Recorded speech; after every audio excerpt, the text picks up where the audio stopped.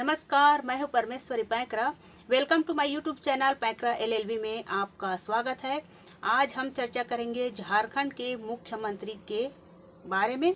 झारखंड के मुख्यमंत्री हेमंत सोरेन जी झारखंड मुक्ति मोर्चा पार्टी से बिलोंग करते हैं। तो वीडियो शुरू करने से पहले हमारे चैनल को लाइक, शेयर और सब्सक्राइब जरूर करिएगा ताकि हम आप लोगों के लिए नई नई वीडियोस लाते रहेंगे। अब आ जाते हैं टॉपिक पर। तो झारखंड के मुख्यमंत्री ने ईडी के मंसूबे पर पानी फेरा था। यहाँ पर ईडी का मकसद मुख्यमंत्री जी को गिरफ्तार करने का था, लेकिन इसकी गिरफ्तारी को लेकर जो तैयारी की गई थी उसके बारे में हम आप लोगों को नहीं बता पाए थे, क्योंकि उसका खुलासा आज हुआ है। हेमंत सोरेन जी को उठाकर दिल्ली ले जाने की तैयारी की गई थी। आपको जानकर हैरानी होगी, चूंकि आप जानते हैं कि माननीय मुख्यमंत्री हेमंत सोरेन जी आदिवासी मुख्यमंत्री हैं, और यदि वह बीजेपी का मुख्यमंत्री होता तो शायद उनके साथ ऐसा होता कि नहीं होता। ईडी के एक्टिंग चीफ राहुल नवीन ने दिल्ली में मुख्यमंत्री हेमंत सोरेन जी का इंतजार कर रहे थे, और इतना ही नहीं, जो यह रणनीति बनी थी ईडी की, उसके लिए बाकायदा राज्यपाल ने दिल्ली में बैठकर पूरी प्लानिंग की थी, और यह कैसे अंजाम दिया जाता उस पर हम बात करेंगे। लेकिन हेमंत सोरेन जी ने ईडी के पूरा प्लान को फाइल कर दिया। उसके बाद देर शाम तक ईडी को खाली हाथ ही लौटना पड़ा था। उसके बाद सीएम सोरेन जी जब सीएम हाउस से बाहर आए तो उसने अपने समर्थकों को, अपने कार्यकर्ताओं को संबोधित किया, और उन्होंने कहा कि इनके ताबूत में आखिरी कील ठोकने का वक्त आ गया है। यह बहुत बड़ी कॉन्फिडेंस था, और झारखंड के लोग हेमंत सोरेन जी को बड़ी जीत के तौर पर देखा जा रहा है। हालांकि ईडी अभी भी अपने मंसूबे को पाले हुए हैं। उनका मकसद है कि हेमंत सोरेन जी को किसी न किसी रूप में गिरफ्तार करेंगे। लेकिन हेमंत सोरेन जी भी कच्चे खिलाड़ी नहीं हैं, क्योंकि वे आदिवासी हैं। दरअसल आपने कई फुटेज देखे होंगे, उसने सीएम हाउस के बाहर झारखंड पुलिस के अलावा सीआरपीएफ की फौज भी उतारी गई थी। लेकिन जरा ठहरिए, यह फौज सीएम को संज्ञान में लिए बगैर उतारे गए थे, और यह चौंकाने वाली बात हम आप लोगों को बता रहे हैं। और इतनी ही नहीं, तैयारी यह थी कि इसी सीआरपीएफ के फौज के जरिए ये लोग कुछ बड़ा प्लान कर रहे थे। जेएमएम कार्यकर्ताओं पर गोली चलाने तक की तैयारी की गई थी। बड़े बड़े खुलासे किए थे, क्योंकि हेमंत सोरेन जी उनके प्लान को फाइल कर दिए थे। यह बहुत तेज थी, दिल्ली तक हड़कंप मच गया था, और ईडी के अफसर अपने मिशन में कामयाब नहीं हुए थे, तो दिल्ली में भी उन्हें फटकार लग गई थी।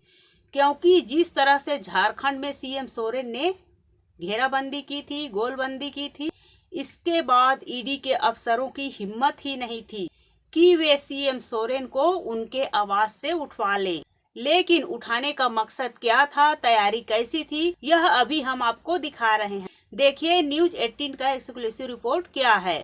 इसमें खुलासा किया गया है, सुप्रियो भट्टाचार्य ने, जो कि जेएमएम के केंद्रीय महासचिव हैं, उन्हें सारी जानकारी मिली है, और हेडलाइन में लिखा है, हेमंत सोरेन को दिल्ली ले जाने की तैयारी, रांची एयरपोर्ट पर तैयार था विमान। ईडी की पूछताछ पर जेएमएम नेता का बड़ा खुलासा। हम सीधे तौर पर इस रिपोर्ट को आपके सामने रखने वाले हैं, ताकि आप यह समझ लीजिए कि हेमंत सोरेन जी ने कितने बड़े चक्रव्यूह को भेदा है। हेमंत सोरेन जी ने ईडी के 7 समन इसलिए ठुकरा दिए थे, क्योंकि लोकसभा चुनाव से ठीक पहले बड़े बड़े नेताओं को गिरफ्तार कर उनके पार्टी के चुनावी कार्यक्रमों को कमजोर करना, डैमेज करना ही इस वक्त भारतीय जनता पार्टी और उनके सरकार का मकसद है। जांच एजेंसियों के सहारे इन लोगों को कमजोर करना, इन्हें तोड़ना, इन्हें जेल में डालना ही मिशन 2024 का एक बड़ा हिस्सा है। अब यहाँ से रिपोर्ट में आइए, यहाँ पे क्या जानकारी दी जा रही है। मुख्यमंत्री हेमंत सोरेन से ईडी की पूछताछ को लेकर जेएमएम के केंद्रीय महासचिव ने बड़ा खुलासा किया है। सुप्रियो भट्टाचार्य ने कहा कि सीआरपीएफ के द्वारा सीएम हाउस में जबरन घुसने की योजना बनाई गई थी। वहीं जेएमएम कार्यकर्ताओं पर गोली चलाने की भी तैयारी की गई थी। दरअसल ईडी की टीम ने हेमंत सोरेन को जबरन उनके आवास से ले जाने की योजना बनाई थी। उनके साथ जबरदस्ती करना, उन्हें उठा लेना था कि हम ईडी के अफसर हैं, आप मुख्यमंत्री हैं। तो क्या हुआ, हम आपको उठाएंगे, लेकिन आप भूल रहे हैं कि आप ईडी के अफसर हैं और वे जनता के चुने हुए नेता हैं। उन्हें जनता का बड़ा समर्थन प्राप्त है। झारखंड सरकार के वे सर्वे सर्वा मुख्यमंत्री हैं। उन्हें हाथ लगाना इतना भी आसान नहीं है। और जब राज्य बनाम केंद्र कर ही दिया गया है तो सीएम सोरेन अपनी तैयारी कम क्यों रखते। उन्हें इस बात की भनक तो लग ही गया था कि ईडी किस प्लान के तहत सीएम आवास में घुसी है, लेकिन ईडी के पसीने छूट गए थे।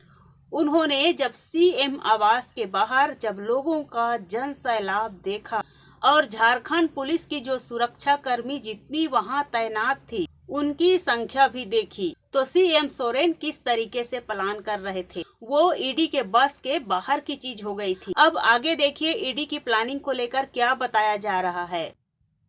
जेएमएम नेता सुप्रियो भट्टाचार्य ने कहा कि हेमंत सोरेन को सीएम आवास से सीधे दिल्ली ले जाने की तैयारी थी। रांची एयरपोर्ट पर एयरक्राफ्ट भी तैयार था, लेकिन जेएमएम नेताओं और कार्यकर्ताओं का हुजूम देखकर ईडी के अधिकारी लौट गए। उन्होंने बताया कि सीएम हेमंत सोरेन से कुल 18 सवाल पूछे गए थे। भविष्य में भी अगर ईडी आती है तो जेएमएम भी उसका डट कर मुकाबला करेगी। 8 फाइल, 300 सवाल और पूछे सिर्फ 18 सवाल। 8 घंटे में सिर्फ 18 सवाल। यह क्या मकसद था? उनकी मकसद थी कि बाकी पूछताछ दिल्ली ले जाकर करनी है। इसमें राज्यपाल की भी बड़ी भूमिका बताई जा रही है कि कहीं न कहीं राज्यपाल के सह पर ईडी इतने बड़े प्लान को अंजाम दे रही थी। आगे देखिए इस मामले में भी खुलासा है। उन्होंने कहा कि जब भी सीआरपीएफ का कोई मूवमेंट होता है तो इसकी जानकारी जिला प्रशासन को देना अनिवार्य है। यह सिविल कोड के तहत है, लेकिन इसमें ऐसा कुछ भी नहीं हुआ। सीएम हेमंत सोरेन से पूछताछ की रणनीति दिल्ली में तैयार की गई थी। राज्यपाल जब दिल्ली में थे तब ये रणनीति तैयार की गई थी, लेकिन राज्यपाल की कलम की स्याही अब सूख चुकी है। कोशिश ये थी कि सीआरपीएफ के जवान किसी भी तरह से सीएम आवास में प्रवेश कर सके, चाहे इसके लिए जेएमएम के कार्यकर्ताओं पर गोली ही क्यों न चलाना पड़े। मकसद समझिए आप, जब राज्यपाल दिल्ली में गए तो वहां रणनीति बनाई गई थी, चाहे जो हो जाए सीएम सोरेन को गिरफ्तार कर ही लेना है और झारखंड में पूछताछ नहीं करनी है। उनसे पूछताछ सीधे दिल्ली में की जाएगी और ईडी के अधिकारी वहीं पर अपने मनमानेपन को अंजाम देते। राहुल नवीन, ईडी के एक्टिंग डायरेक्टर, यह भूल गए किसी राज्य के मुख्यमंत्री को गिरफ्तार करना इतना भी आसान नहीं होता है कि एक प्लेन खड़ा रखेंगे और मुख्यमंत्री को सीधे उठाएंगे और लेकर चल देंगे। यहाँ पर जो मामला बन रहा है उसमें कई दफे मुख्यमंत्री हेमंत सोरेन जी ने ईडी को पूरी जानकारी दे रखी है, लेकिन बार बार उनसे पूछताछ कर रहे हैं। इसी को लेकर मुख्यमंत्री हेमंत सोरेन जी भड़कते रह गए थे कि इनका मकसद सिर्फ राजनीतिक है। इस षड्यंत्र के तहत एक मुख्यमंत्री को अरेस्ट कर आने वाले चुनावी कार्यक्रम को डैमेज करना चाहते हैं, जिसमें बीजेपी अपने रास्ता में आने वाले प्रत्येक बाधा से मुक्ति पाना चाहते हैं। लेकिन यहाँ ईडी के सामने हेमंत सोरेन डिगे ही नहीं, अडिग रहे, डरे ही नहीं, झुके ही नहीं, तो ईडी क्या करते। और उनके ताकत, उनकी जनता की ताकत को देखते हुए ईडी की हिम्मत ही नहीं हुई कि वो उन्हें उसी प्लान के तहत गिरफ्तार करके उन्हें दिल्ली लेकर चले जाएं, जो कि संभव नहीं थी। अब आगे देखिए यहाँ पर क्या जानकारी दी जा रही है। देखा गया है कि जेएमएम सुप्रियो भट्टाचार्य ने राज्य सरकार से इस मामले की जांच की मांग की है। सीआरपीएफ की भूमिका की जांच और उस पर मामला दर्ज करने की मांग की है। बता दें, शनिवार को ईडी की टीम ने सीएम हेमंत सोरेन से करीब 7 घंटे तक लंबी पूछताछ की थी। इस दौरान सीएम आवास के बाहर जेएमएम नेताओं और कार्यकर्ताओं की भीड़ जमा हो गई थी। ईडी की टीम के जाने के बाद सीएम हेमंत सोरेन ने संबोधित करते हुए कहा था कि हम झुकने और डरने वाले नहीं हैं। यह हेमंत सोरेन का कॉन्फिडेंस बोल रहा था, लेकिन इसमें जो महत्वपूर्ण पहलू है कि सीआरपीएफ की तैनाती हुई थी तो जिला प्रशासन को सूचना क्यों नहीं दी गई थी? उनके जानकारी में क्यों नहीं था? ये सिविल कोड का उल्लंघन क्यों किया गया? दूसरी बात यह है कि राज्यपाल जिस संवैधानिक पद पर बैठे हुए हैं वो अपने पद के अनुरूप काम क्यों नहीं कर रहे हैं? अब इन सब मामलों को लेकर जेएमएम अपने ही सरकार से इन मुद्दों पर जांच करने की मांग कर रहे हैं। जांच कीजिए, खुलासा कीजिए कि यह षड्यंत्र क्यों रची गई थी। खैर, इसमें सारी बातें क्लियर है कि यह बीजेपी की सोची समझी हुई रणनीति थी, जिसे हेमंत सोरेन जी ने समय रहते भांप लिया था और फैल भी कर दिया था। हालांकि हेमंत सोरेन जी अपनी अगली तैयारी में भी लगे हुए हैं। अगर ऐसा कुछ भी ईडी के तरफ से किया जाता है तो वो उसका मुंह तोड़ जवाब देंगे, क्योंकि उन्होंने अपने कार्यकर्ताओं से कहा है कि आपका प्यार, आपके समर्थन के लिए आभारी हूँ और आपको डरने की जरूरत नहीं है और वक्त आ गया है कि इनके ताबूत में हम सब आखिरी कील ठोक देंगे। और यह जो ऐलान था वो उनके कार्यकर्ताओं में उत्साह भर गया, लेकिन ईडी के पसीने छूट गए थे। उनके अफसर आए तो सही, लेकिन कुछ बिगाड़ नहीं पाए थे और ऐसी तैयारी के साथ आए थे, फिर भी कुछ नहीं कर पाए। तो इसमें आप समझ सकते हैं कि एक राज्य की शक्ति बहुत बड़ी होती है।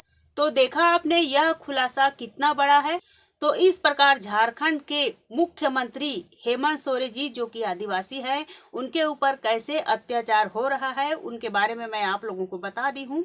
तो प्लीज मेरे वीडियो पसंद आए तो लाइक, शेयर और सब्सक्राइब जरूर करिएगा, ताकि मैं आप लोगों के लिए न्यू वीडियोस बनाते रहूंगी। नमस्कार।